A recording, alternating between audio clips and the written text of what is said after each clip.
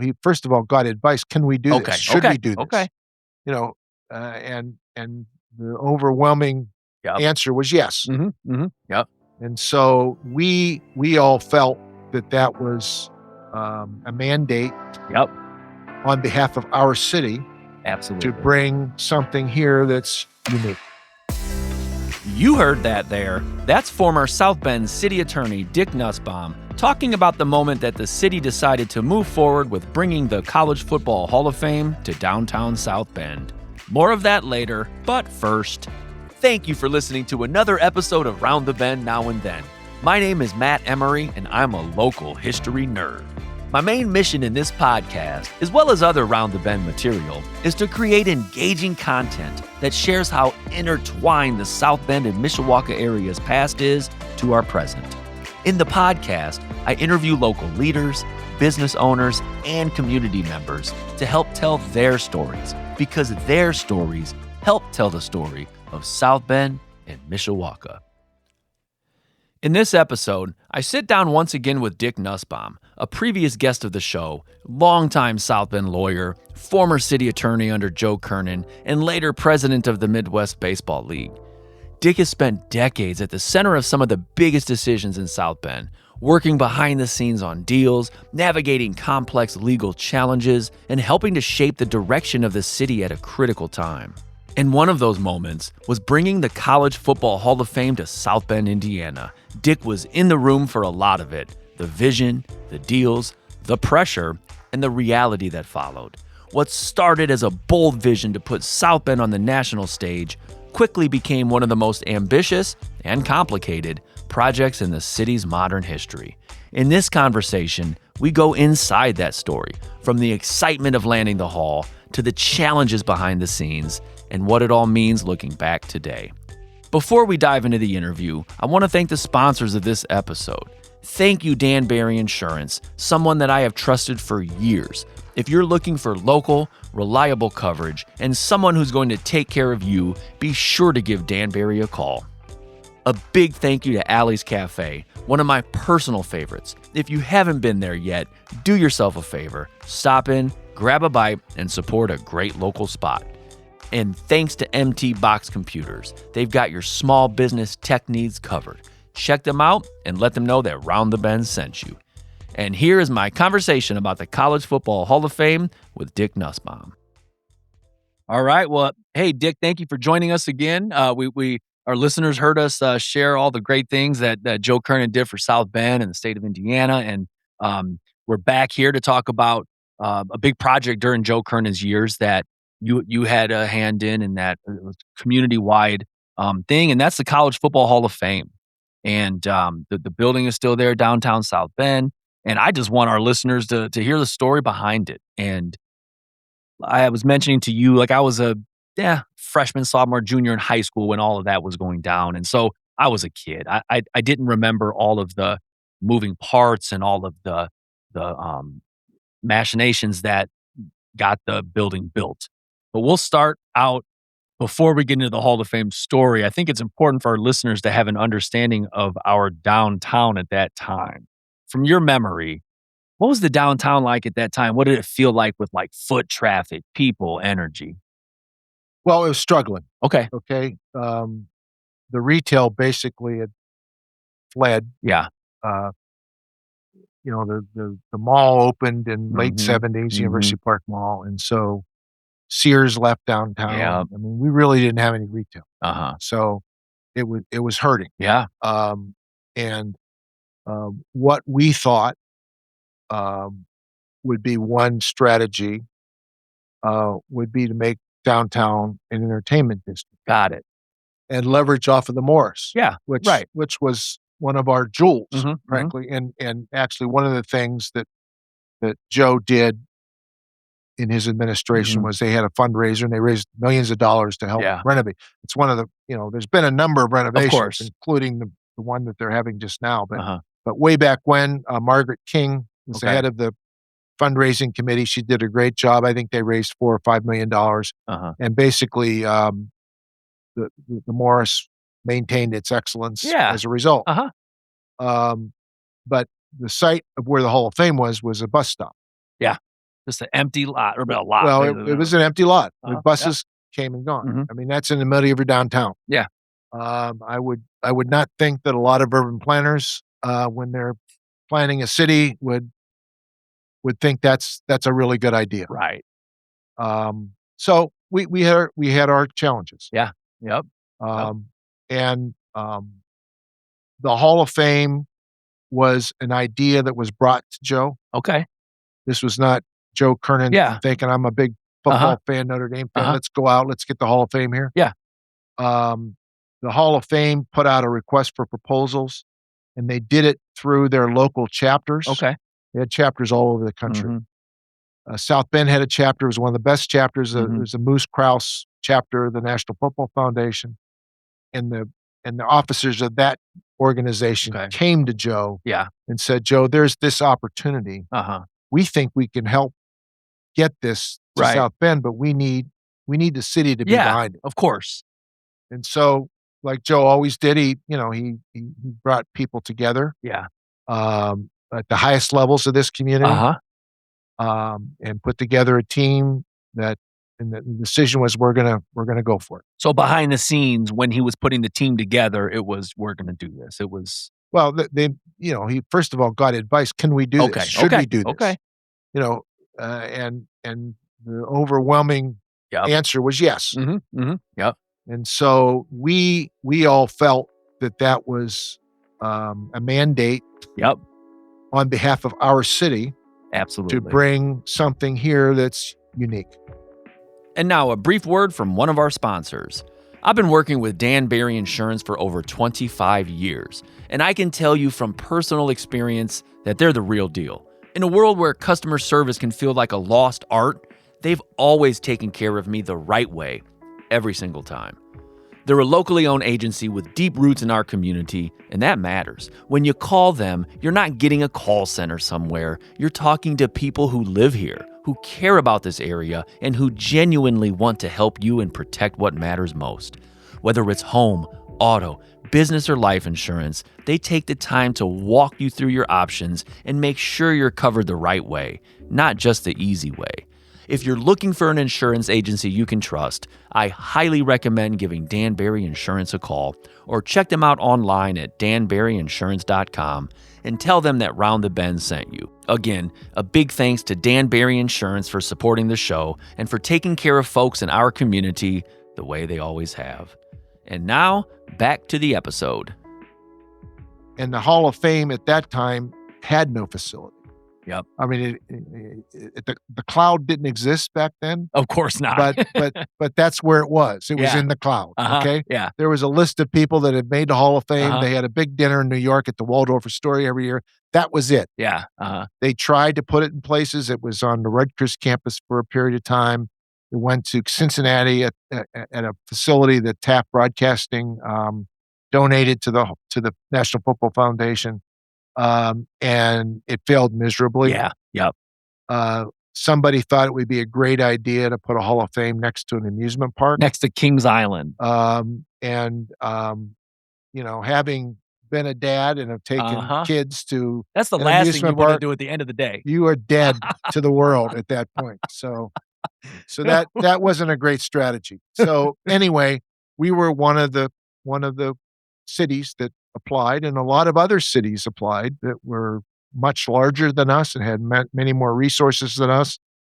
But we put together the plan that was the best plan, and we were selected. And what's wild is it just seems it was so fast and furious. Once the Moose Krause chapter and the Hall of Fame reached out to the city, in my research from the newspaper articles, I mean, it just seemed like you guys hit the ground just running. It was fast and furious. Well, the process was a few years. I mean, and there were many, many trips that the representatives from the National Football Foundation, a guy by the name of Mike Fallon was brought in by them. Yep. He was an outside consultant. So he was advising them. He was in South Bend a lot. Got it. Okay? Yeah. And, to this day, I have nothing but good things to say about Mike Fallon. And it was his opinion. John Hanson at that time Mhm. was the chairman of the board of the National Football Foundation. You're not Mhm. gonna find a finer human being than Mhm. John Hanson. Big real estate developer on the East Coast, um, big guy in New Jersey, but he was a good man, Yeah, all right? yeah. And he and Joe, as many times, they really bonded, Uh-huh, uh-huh. okay? So there was a personal connection Got it, there. got it, got it. Um, the the proposal was we would build the facility and Uh-huh. operate it, Yep. and we felt that we could raise the money Yeah. to pay for the bonds that Uh-huh, would be needed to do that. And it was a $14 million project. uh-huh. 7 million was for, the building itself, Mhm. and 7 million was for, the hall, the Yeah, insides, the guts, yeah. Yeah, the the exhibits exhibitry. and all that, And yeah. we got, one of the vendors was Donald Arts Productions, and her company put together a great, it was state of the art Yeah, at the uh-huh, time, yeah. okay? And, you'll remember the 360 theater, Mhm. and there were talking mannequins, Yeah. and, there were, touch screen. This was all Oh, this this is, is all new, this was all this cutting was this edge. was big stuff back Yeah. then, okay? Um, and most of the hall was below ground. It was Uh-huh. 50,000 square feet below ground. Mhm. It was adjacent to the Century Center, so we saw that as a It's a benefit. connection and The connection, there opportunity. was a tunnel. Built it, There yep, was a tunnel underneath yep. what's now Martin Luther King Highway, Yep. and and, we were granted the, um, it again, a little bit in the weeds here. It was an intellectual property transaction, Uh-huh. okay?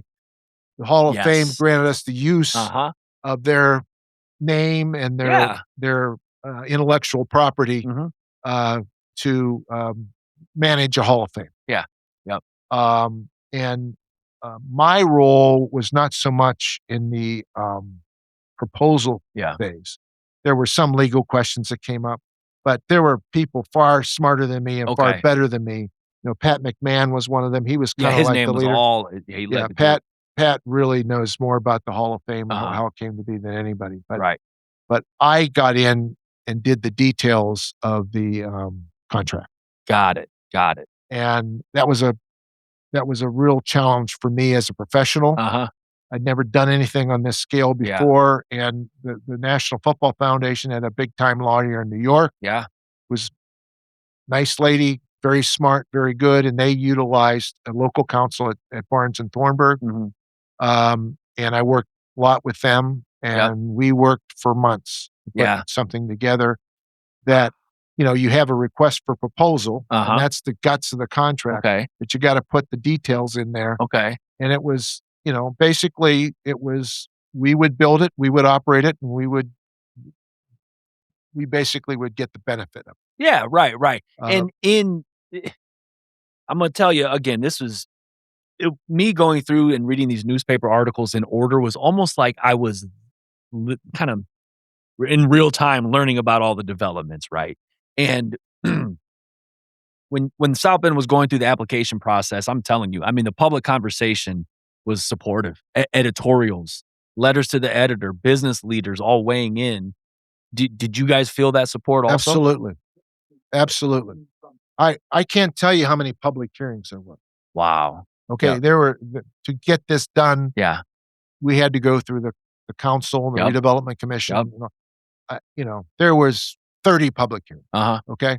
And there was overwhelming support Yep. for And the that's what I project. got. That's the sense I got too. So there were some that were Mhm. against it, all Mhm. right? Mhm. There was one particular individual, We'll get to them. who was not only, um, against it, Yep. but once it was in place, he continued to undermine it, Yes. Yep. Yep. and to me, that was a disservice to our community. Yeah. 100%. Um, so we had a plan. Mhm. It was vetted by a lot of people in the Yeah. community. This was not one person going Yep. out or two person. This was a lot of people, Mhm. and the pillars of our community. Yeah. Smart people, Mhm. successful business people. Mhm. And the university was Mhm. supportive. Yes. Um, and there was a lot of, people that said, "You can do this." Yep. And that's the sense that I truly got in, like I told you, I mean, I have over 100 different articles saved, and that is the sense from people writing in from the public, from, Bill Moore to Jack Caldwell or to, not Jack Caldwell. Who's the other there's another sports guy for Kurt the Kurt Rollo was a sports guy. I mean, Bill all Belinsky. even, like David Hall was a young Yeah, David Hall. I mean, David. all types of write-ups, all type of exposés, and it was Yeah. all supported. David was a great journalist, of Yeah. course, going on to bigger and Chicago better Now things. with the score, yeah. And I wouldn't say, I mean, he was a journalist. He was, but he Right. was critical Mhm. at times Mhm. of it because we didn't hit the mark we thought we were gonna hit. I Mhm. mean, we gotta own that. Yeah. All right? Right. But and I'm Yep. not gonna make excuses, but I'm gonna give you reasons. Mhm. Okay? Number one reason, no, I shouldn't say that. One of the main reasons was the philanthropic environment at that time was sucked up by the World Cup. Really? World Cup was in 1994 in America. Okay. So a lot of larger companies that you would think would support Wow. something like what we were doing, they're all doing the World Cup. Okay. And what I learned is that philanthropy isn't so much a do-gooder decision Okay. as it is you've got to show a return on investment. Yeah. Yep. Yep. So they wanted to see the eyeballs. All Mhm. right. Mhm. We didn't have clicks on the computer and No. all that kind of Yeah. stuff. It was how many people are in South Bend? What's the demographic? Mhm. And how many people are going to come through the turnstiles? Yeah. And what are we going to get out of that? Mhm. Mhm. What are we going to get out of it? And now a brief word from one of our sponsors. I want to take a moment to thank one of my favorite local spots, Allie's Cafe. I've been going to Allie's for about 25 years now, and it's one of those places that just feels like home. Back when my boys were younger, we'd head over there for breakfast, grab a table, and just enjoy being there. And honestly, not much has changed. Same great people, same welcoming atmosphere. They've been a part of the River Park neighborhood for 26 years, and that tells you everything that you need to know. Locally owned, family run, and built on relationships. You walk in and you're not just a customer, you're a part of the place. And it's not just a cafe either. They do incredible catering, whether it's a family event, a work gathering, or something special that you're planning. If you go, and you really should, do yourself a favor, get the breakfast burrito. That's my go-to, and it never disappoints. Thank you again, Allie's, for supporting the show. I'm so truly appreciative. We raised some money, Mhm. but we didn't get what we needed to get. Right. All right. So we had to scramble Yep. for money. Mhm. One of the things we did was through that professional sports development fund that Okay. we talked about in the Joe Kernan Mhm. section that helped fund Yep. it. And that was funded by state sales and income taxes. Okay. Wasn't funded by property taxes. You know, we were fairly successful in getting people to Mhm. come. We made money on the enshrinement ceremonies, Yep. people coming from all over the country, Mhm. and was a great benefit to the hotel motels Yeah. here, Oh, of and course. the restaurants during kind of a down time. Yeah. You know, the August time frame before Dog days of summer. before Notre Dame football. Many college football teams would stop on their Mhm. way to their games in South Yeah. Bend and would visit the hall. Bernie Kish was the manager of the hall, Yeah. did a fabulous job. It was really good. Courtney Madison, Katie Berrettini, those are a couple of individuals that popped to my mind. They were unbelievable. Yeah. Okay, because they were fighting a battle that was a hard business to Yeah. run. Mhm. But then you had not only one private individual Uh-huh. that was sending letters and contacting the Fortune 500 companies, Yep. said, "Don't do this, don't." Mhm. But we also had some of our political leaders Got it. that would very publicly Mhm. be against the hall. Yeah. We had the hall. Yeah. Okay, Already. it was there. All right. Yes. I mean, at some point you got to give up. I remember going to a public hearing once and saying it to one of the council people there who was particularly critical of it. I said, Mhm. you know, there's a statute of limitations on this. Yeah. Yes. okay? I mean, at some point in time, you're hurting the city because you're undermining. Yes. And frankly, from day one, when we were awarded the hall, there were many, many people that were upset and were mad that South Bend got it. Yeah. And from day one, there were people out there that wanted to move it. Yeah. Yep. From day one. All right. That's crazy. So we here in the community with kind of the groundswell that occurred by a few people, um, we laid it out on a platter for them Yes. to take it. Yep. Yep. They made the decision, they being the National Football Foundation, in I think 2006. So it'd been operating about 10 years. That and during that time, they were not contractually obligated to do a lot of the things that they did. I see. So I mean, Oh, so the Hall of the National Football Foundation, they went above and beyond a lot? yeah, they Okay. did. Yeah, they Got did. it. And you know, they used their standing Yeah. in the community, the sports college football community, to try to help us. Yeah. And the fact of the matter was they couldn't do it either. I mean, there are people that they hired Yeah. to help us Yes. that are cajillionaires Yeah. now in licensing and things like that, but they were just cutting their teeth back then. Yeah. So they're very successful now. Wow, that's crazy. It's a different world, okay? Yes, of But they course. couldn't do it either, okay? Yeah. So, the decision was made, and the fact of the matter was, the SEC at that time was becoming very, very popular. It Yeah. was always popular, but it was really becoming the preeminent conference, even more than the Big Ten at that time. Right. And Atlanta had the Olympics. Remember the Olympics were in Yeah, 1996? Yeah, they did. So that was another factor. Yeah. And, we're trying to raise money Yes. in an environment of the World Cup and And the then the Olympics. Olympics, all right? And Wow. they don't make it without enormous contributions course. from. Of course. So in any event, they made the decision to pull the plug. Yeah. Okay. Mhm. And the contract we had with them was expiring, Okay. and there were certain markers that we weren't meeting, Yeah.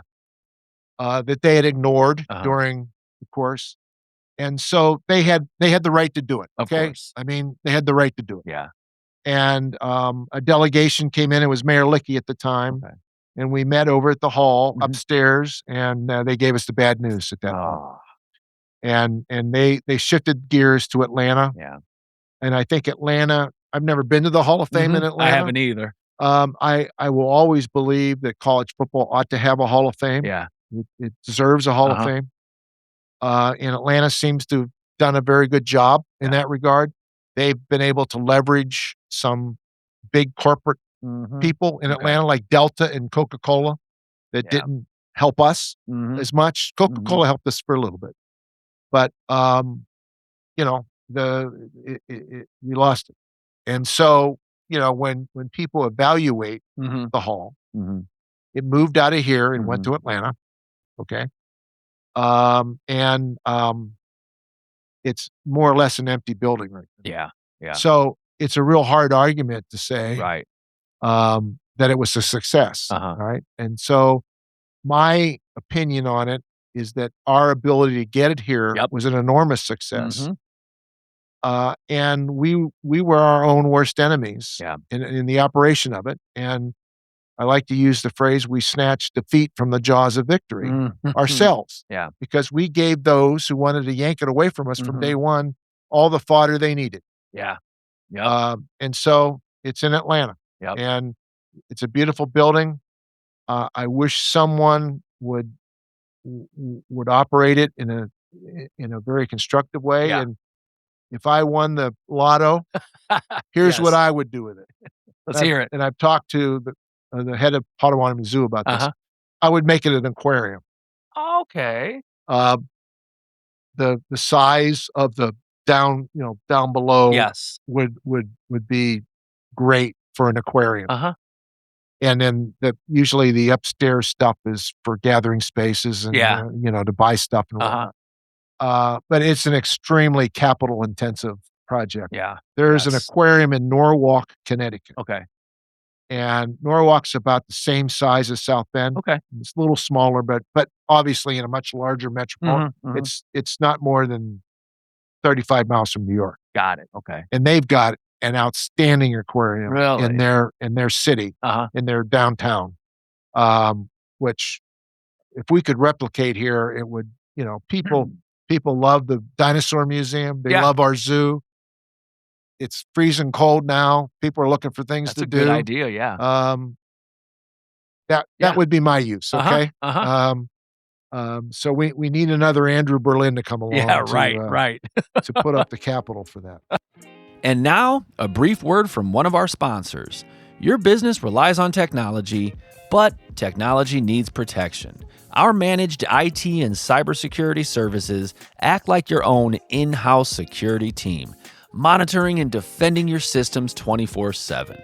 We just don't fix problems, we prevent them. Local service, real experts, real security.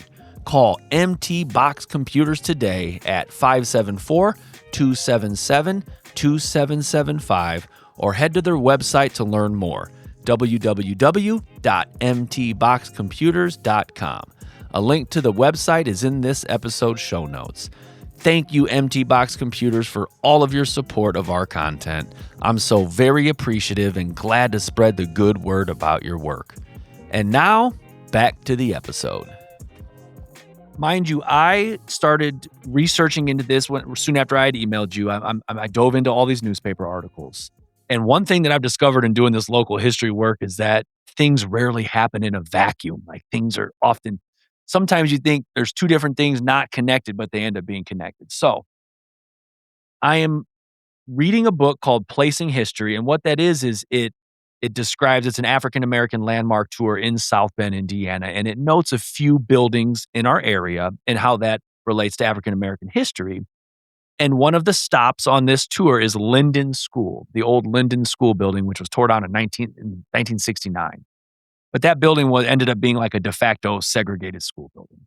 And so I'm researching that at the same time I'm researching the College Football Hall of Fame. And in 1968, the school district, South Bend Community Schools, came forward with a redistricting plan.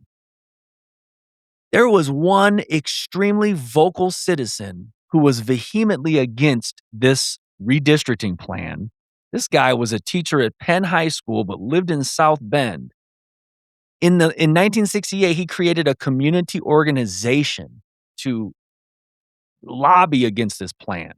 He held informational meetings. He took out classified ads in the Tribune, and he got the media involved.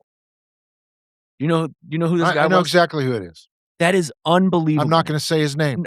I couldn't believe that here I researched all the sabotage that he was doing publicly for the College Football Hall of Fame, and then I read his name here. But let's be clear, that's America, okay? Wow. Oh, I understand that. That's his right. That's his right to do that. But it was wild. But he did remonstrate. He did make his case.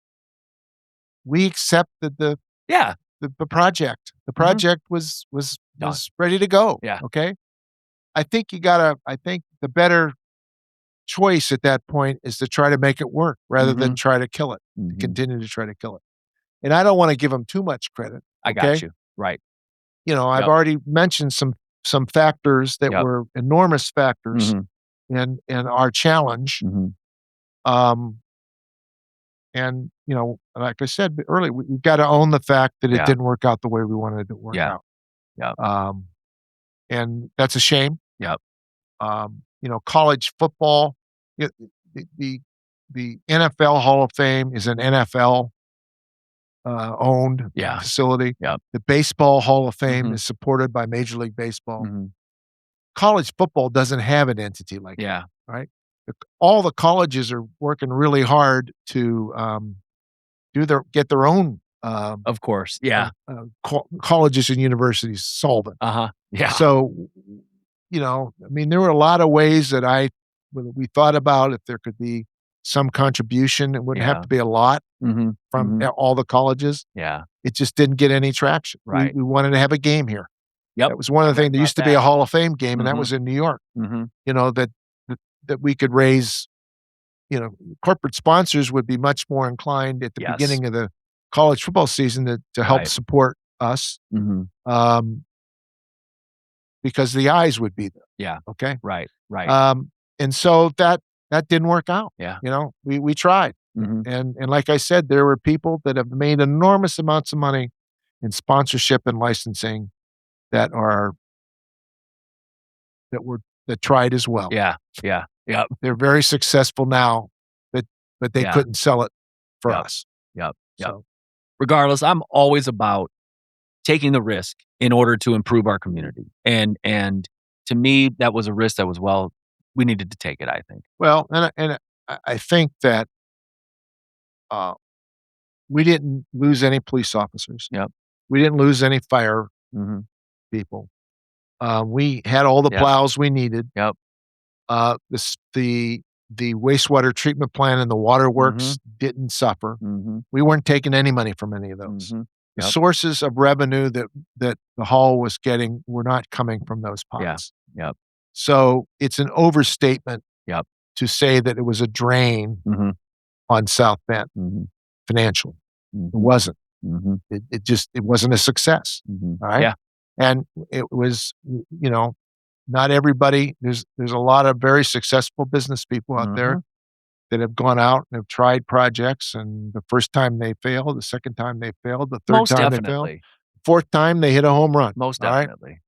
Right? When I was playing baseball, my junior year, the year that Joe Kernan threw out the first pitch after his prisoner of war experience, I led the team in hitting and failed 2 out of 3 times. Exactly. And so that's life. Some things are going to work. Yep. And, South Bend's been really successful in a lot of areas. And recently we've got a run going. We got a winning streak going. And we're going to continue to do that. We will. This one didn't work out. Right. We will. All right. Well, hey, I appreciate your time, Dick. Okay. Thank you, sir. Thank you. All right. Thank you for listening to another episode of Round the Bend Now and Then. And a very, very special thank you to Dick Nussbaum for sharing your memories and perspective on the College Football Hall of Fame. And folks, hindsight is always 20/20. I have no doubt that if I were around back then like I am now, I would have been all in, thinking how incredible it would be for our area to land something like the Hall of Fame. And as we talked about, it didn't work out. It didn't turn out the way that people had hoped. But that doesn't mean that we need to stop trying. As a city, we have to keep taking bold chances if we want to keep moving forward. Join us again next time and learn more about South Bend and Mishawaka's Now and Then.